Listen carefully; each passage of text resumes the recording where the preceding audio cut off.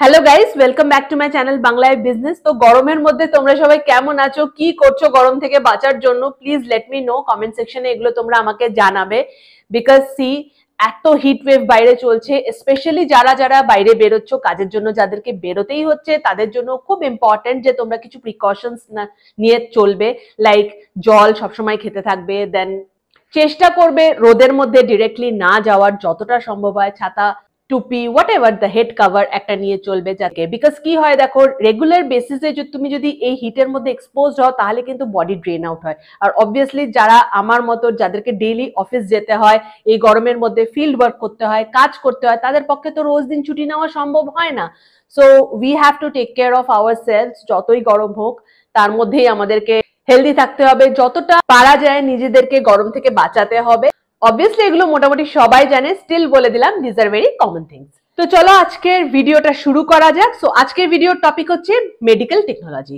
Medical technology বলতে সাধারণত যারা এই সাবজেক্ট নিয়ে পড়াশোনা করে তাদের মাথায় যেটা আসে, মেডিকেল ল্যাবরেটরি টেকনোলজি, মানে ল্যাব টেকনিশিয়ান যাকে বলা হয়। কিন্তু মেডিকেল টেকনোলজি কিন্তু শুধু যে ল্যাবরেটরি টেকনোলজি সেটা কিন্তু না, এটা অনেক হিউজ একটা সাবজেক্ট, সেটাই আজকে আমি ডিসকাস করব। অ্যান্ড ওয়াই মেডিকেল টেকনোলজি, কেন আমি এই মেডিকেল অ্যালাইড যে মেডিকেল ক্যারিয়ার্স গুলো আছে আদার দেন মেডিকেল ফিল্ড উইচ ইজ আমরা মনে করি ডক্টর, সেগুলো নিয়ে ডিসকাস করছি। জাস্ট ছোট করে বলে দিই, দেখো মেডিকেল সায়েন্স কিন্তু লাস্ট 10 ইয়ার্সে অনেক অনেক বেশি উন্নতি করেছে। আর এই যে ডেভেলপমেন্টটা হয়েছে উইদিন মেডিকেল সায়েন্স, সেখানে মেডিকেল টেকনোলজির একটা বড় অংশ রয়েছে। ট্রিটমেন্ট বলো, এভরিথিং বলো, এই যে ডেভেলপমেন্টটা হয়েছে সবটাই কিন্তু হয়েছে থ্রু মেডিকেল টেকনোলজি। ইমপ্রুভ কি করেছে মেডিকেল টেকনোলজি, আর তার আউটকাম মানে তার রেজাল্ট কি হয়েছে? Better treatment for patients, fast treatment for patient. ডাক্তাররা তাড়াতাড়ি রিপোর্টস গুলো পেয়েছে, তাড়াতাড়ি ট্রিটমেন্ট করতে পেরেছে, পেশেন্ট তাড়াতাড়ি সেরে উঠেছে। সো বেসিক্যালি মেডিকেল টেকনোলজির কাজ কি? ডাক্তারের কাজটাকে ইজি করে দেওয়া, পেশেন্টের ট্রিটমেন্টকে আরো অনেক বেশি তাড়াতাড়ি করে দেওয়া, ডায়াগনোসিসকে পারফেক্ট করা, যাতে পেশেন্টের ট্রিটমেন্ট একদম ঠিক মতো খুব কম সময়ের মধ্যে করা যায়। নাও মেডিকেল টেকনোলজি এমন একটা ফিল্ড যেখানে তোমরা যদি কেরিয়ার বানাতে চাও তাহলে টোটালি রিসেশন প্রুফ। যেটা তোমরা অনেকে আমাকে জিজ্ঞেস করে, এরকম একটা আমাদের কেরিয়ার বলো যেগুলো রিসেশন প্রুফ, যেখানে আমাদের কোনোদিনও চাকরি চলে যাবে না। তো এরকমই একটা ফিল্ড হচ্ছে মেডিকেল টেকনোলজি, যেখানে চাকরির প্রচুর ডিমান্ড আছে আর কোনোদিনও চাকরি চলে যাবে না। দেখো মানুষ যতদিন আমরা আছি এই পৃথিবীতে, কেউ না কেউ তো ভাই অসুস্থ হবে, তাকে ট্রিটমেন্ট করাতে হসপিটালে যেতে হবে। আর এখন ট্রিটমেন্টের অনেক নতুন নতুন জিনিস চলে এসছে, আর তার মধ্যে কিন্তু medical technology is one of them. Obviously medical technology এত ডেভেলপ করে যাবে, সেখানে প্রচুর স্কোপ থাকবে, অ্যান্ড তুমি তোমার একটা ভালো কেরিয়ার সেখানে তৈরি করতে পারবে। Second thing, government jobs. Obviously medical technologist private হসপিটালে দরকার হয় তা না, গভর্নমেন্ট হসপিটালেও কিন্তু দরকার হয়।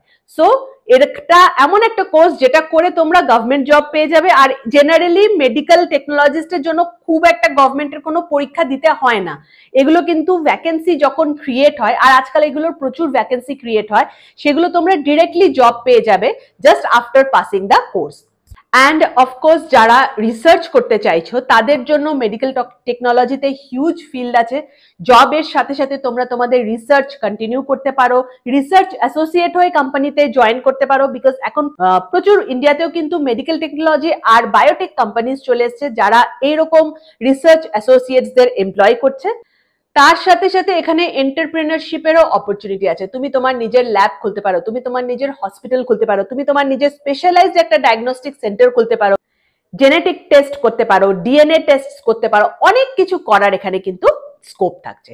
সো বেসিক্যালি মেডিকেল টেকনোলজির আন্ডারে কোন কোন সাবজেক্ট গুলো নিয়ে তুমি পড়াশোনা করতে পারো এবার সেটা বলে দিই।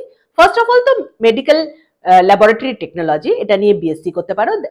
বেসিক্যালি যেটাকে বলা হয় BMLT, BSc in medical laboratory technology. এখানে ল্যাবরেটরিতে যে টেস্ট গুলো হয় সেগুলো কিভাবে হয় সেটা তুমি শিখে যাবে।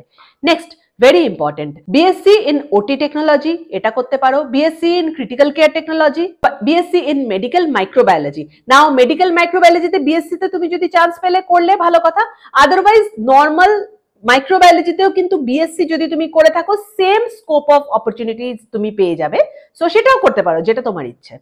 Then BSc in Radiology and Imaging, BSc in Central Sterilization and Infection Control, BSc in Vision Science and Optometrics।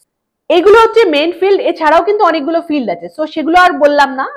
ভিডিওটা অনেক লম্বা হয়ে যাবে। তো মেইন এই ফিল্ডগুলোতে যেই ফিল্ডটা তোমার ইন্টারেস্টিং লাগছে, যেই ফিল্ডটা তোমার ভালো লাগছে, সেই ফিল্ডটাতে কিন্তু তুমি পড়াশোনা করতে পারো। সো এই কোর্সগুলোর জন্য এলিজিবিলিটি কি? এই কোর্সগুলো করার জন্য তোমাকে যে এক্সামটা দিতে হবে সেটা হচ্ছে ফার্স্ট অফ অল তো নিটের একটু লো স্কোর যাদের আসে তারা কিন্তু এরকম অনেক কলেজ আছে যে কলেজগুলো এই কোর্সেসগুলো পড়ায়, সেখানে তোমরা নিট পরীক্ষা দিয়ে তোমার যদি র্যাঙ্ক নিচের দিকে থাকে, তুমি হয়তো মেডিকেলে চান্স পেলে না বা বিডিএস এ চান্স পেলে না, সেক্ষেত্রে তুমি মেডিকেল টেকনোলজি কোর্সগুলোতে চান্স পেয়ে যাবে। নেক্সট হচ্ছে জেনপ্যাস ইউজি, এটা ওয়েস্ট বেঙ্গল গভর্নমেন্টের নার্সিং এর এক্সাম বেসিক্যালি, কিন্তু নার্সিং এর সাথে সাথে এর মধ্যে মেডিকেল টেকনোলজি যে কটা আমি ফিল্ড ডিসকাস করলাম প্রত্যেক কটা কোর্সে অ্যাডমিশনের জন্য কিন্তু তোমাকে এই এন্ট্রান্স টেস্টটাই দিতে হবে, দ্যাট ইজ জেনপ্যাস ইউজি। আর এখানে তুমি র্যাঙ্ক করলে দেন অনলি তুমি এই গভর্নমেন্ট কলেজে এই কোর্সগুলোতে এনরোল করতে পারবে। জেনপ্যাস ইউজির জন্য যে এলিজিবিলিটিটা দরকার হয় that is PCB, physics chemistry biology 50% marks class 12 এ থাকতে হয়। অ্যাকচুয়ালি 12 এর রেজাল্ট বেরোনোর আগেই পরীক্ষাটা হয়ে যাবে, সো বাট 50% মার্কস থাকতে হয়। জেনপ্যাস ইউজি একটা কথা বলে রাখি, এটা কিন্তু মেডিকেলের তুলনায় অনেক অনেক ইজি এক্সাম। এটাতে কোয়ালিফাই করা খুব একটা ডিফিকাল্ট না, এটা দিলেই কিন্তু কোয়ালিফাই করে যাবে। আর এটা দিয়ে কোয়ালিফাই করে এরকম একটা কোর্স করলে তোমাদের সামনে হিউজ একটা কেরিয়ার অপরচুনিটি থাকবে ইন বায়োলজিক্যাল সায়েন্স। প্রাইভেট কলেজেসও আছে, সেখানে তোমরা নিজেদের পয়সা দিয়ে মানে সেলফ স্পন্সর্ডও এই ধরনের কোর্সেস করতে পারো।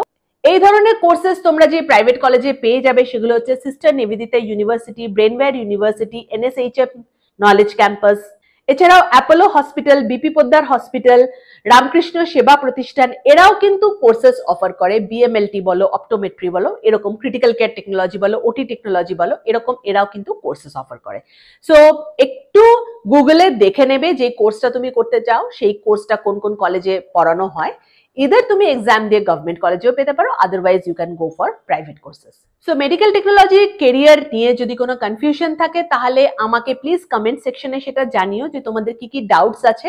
নেক্সট ভিডিওতে আমি সেই ডাউটস গুলো ক্লিয়ার করে দেবো। একটা কথা এন্ডে একটু বলে দেবো, যারা রিসার্চ করতে ইন্টারেস্টেড, রিসার্চে নিজের কেরিয়ার তৈরি করতে চাও, তাদের জন্য medical technology is one of the best, কারণ এইটা পড়াশোনা করার সাথে সাথে তুমি রিসার্চের অনেক স্কোপ পেয়ে যাবে।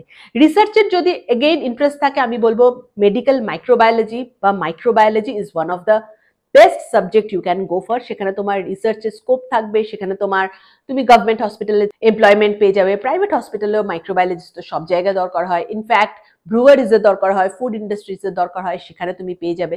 সো রিসার্চ ওরিয়েন্টেড যারা কাজ করতে চাইছো তাদের জন্য medical technology is one of the greatest field. এই ফিল্ডে তোমরা আসতে পারো, তোমরা জবের সাথে সাথে কিন্তু রিসার্চও করতে পারবে, অ্যান্ড যে কোনো কোম্পানিতে তুমি অ্যাজ রিসার্চ অ্যাসোসিয়েট জয়েন করতে পারবে। তাহলে কি হবে না, তুমি স্যালারিও পাবে, প্লাস তোমার যে রিসার্চ আছে সেটাকেও তুমি কন্টিনিউ করতে পারবে। ভিডিওটা কেমন লাগলো একটু কমেন্ট সেকশনে জানাবে, আর আরো এরকম ভিডিওস দেখতে হলে বাংলায় বিজনেস চ্যানেলটাকে সাবস্ক্রাইব করবে। Thank you for watching, bye by.